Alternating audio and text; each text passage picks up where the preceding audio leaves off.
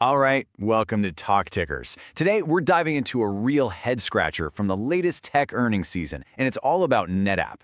We're talking about their second quarter results, which were honestly a classic example of an earnings paradox. It's a story of a beat, a raise, and a stock reaction that has just about everyone on Wall Street scratching their heads. So let's break it down. So here's the mystery, right? The company beats on earnings, they raise their guidance for the entire year, and what happens? The stock tanks. I mean, how does that even happen? What in the world did the market see that completely flipped the script? Well, that's the puzzle we're here to solve. Okay, so let's start with the good stuff. The numbers that came out, and honestly, they were solid. I mean, really solid. Their non-GAAP EPS, that's earnings per share, came in at $2.05. The street was only looking for about $1.89, so yeah, they didn't just beat, they absolutely smashed it. Revenue was a similar story. A nice little beat there too. On paper, you look at this and think, wow, that is a textbook strong quarter. And you know what? At first, the market totally agreed. The stock immediately shot up in after-hours trading, jumping from about 111 to almost 117. Everyone was thrilled. But then the conference call happened, and the tide just completely turned. By the next day's close, that pop was gone. In fact, the stock finished down 2%. It was a complete round trip from euphoria to disappointment in less than 24 hours. So, what was driving that initial pop? What got everyone so excited right out of the gate? To get that, we've got to dig a little deeper into the quarter's details. And the key to the whole bull case, the thing that really lit a fire under the stock initially, it all comes down to one word: margins. Check this out. NetApp posted a record non-GAAP gross margin of 72.6%. Let that sink in for a second. That is an incredible number. It tells you they have some serious pricing power and are managing their costs with absolute discipline. And that profitability story? Oh, it gets even better. That awesome gross margin flowed right down to the bottom line, giving them an all-time high non-GAAP operating margin of 31.1%. You have to understand, for a company that sells hardware, a number like that it's just exceptional. This is what had the bulls cheering. So you're probably asking, how on earth did they pull that off? Well, the secret is all in the mix. Take a look. A full 70% of their revenue is now coming from their really high-margin stuff. We're talking all-flash storage and their public cloud services.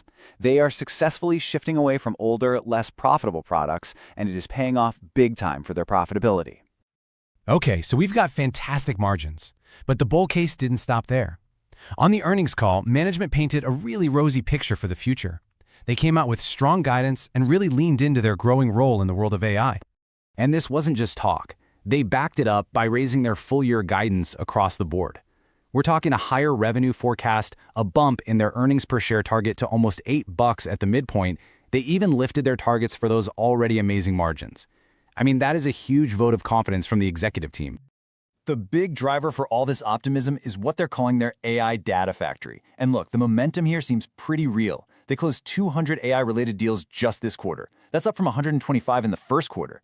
They're launching new platforms like AFX, which is built for AI, and they're tightening their partnerships with huge players like NVIDIA and all the major cloud providers. The message they're sending is crystal clear. When you think AI data, they want you to think NetApp. Yeah, the CEO, George Kurian, he summed it up perfectly on the call. He said, "We remain confident that our visionary approach will enable us to outgrow the market and capture additional share." So that's the story they're telling Wall Street, a story of profitable growth and becoming a leader in the age of AI. So you've got record margins, raised guidance, a compelling AI story. So I'll ask it again. Why did the stock fall? This is the million-dollar question, right? It's time to flip the coin and look at the bear case, the reasons why the market was so unimpressed. Really, it all boils down to two completely different stories being told at the same time. On one side, you have management's narrative, record profitability, AI momentum, fantastic execution. But on the other side, you have the market story, which was laser-focused on something else entirely, kind of sluggish growth, macro headwinds, and some specific softness they mentioned. And this right here, this chart really gets to the heart of the problem for investors. Look at NetApp's projected growth for the year. It's about 5%. Now, that's not bad, but it's actually a little bit less than the growth expected for the entire enterprise storage market. But here's the real kicker. The AI storage market, the one they say they're a leader in, that's growing at over 20%. So you see the disconnect? For a company with such a big AI storage. And to make matters worse, management kind of gave the market a reason to worry. They specifically called out softness in U.S. public sector spending when talking about their forecast for the next quarter. Look, anytime you're trying to sell a big growth story, the minute you mention softness or slowdown in any part of your business, you're going to see red flags go up everywhere. And we can actually see this skepticism in the trading data. The day after the earnings, as the stock was dropping, the trading volume for put options, which are basically bets that the stock will go down, it jumped by a whopping 287%. That's a huge signal that traders were rushing in to either hedge their bets or to straight up bet that the stock had further to fall. All right, so we've laid out both sides of the coin, the bull case and the bear case. So where do we land? What's our take here at Talk Tickers, and what should we be looking for in the next call?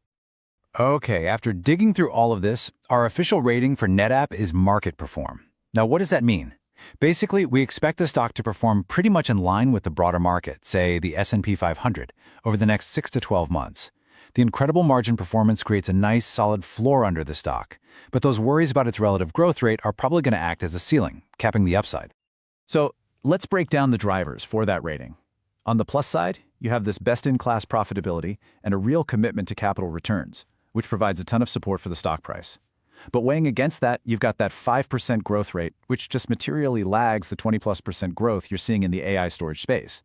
You've also got that public sector weakness creating a near-term headache. And finally, while the margins are amazing now, you have to wonder if rising component costs could start to eat into them next year. So given this really complex picture, how could an investor play this? Well, this brings us to what we're calling our outrageous but plausible trade idea, the quality pair trade. Here's how it works. It's a two-part trade. First, you go long NetApp. With this part of the trade, you're buying into those high-quality earnings, that super stable margin profile, and the shareholder returns.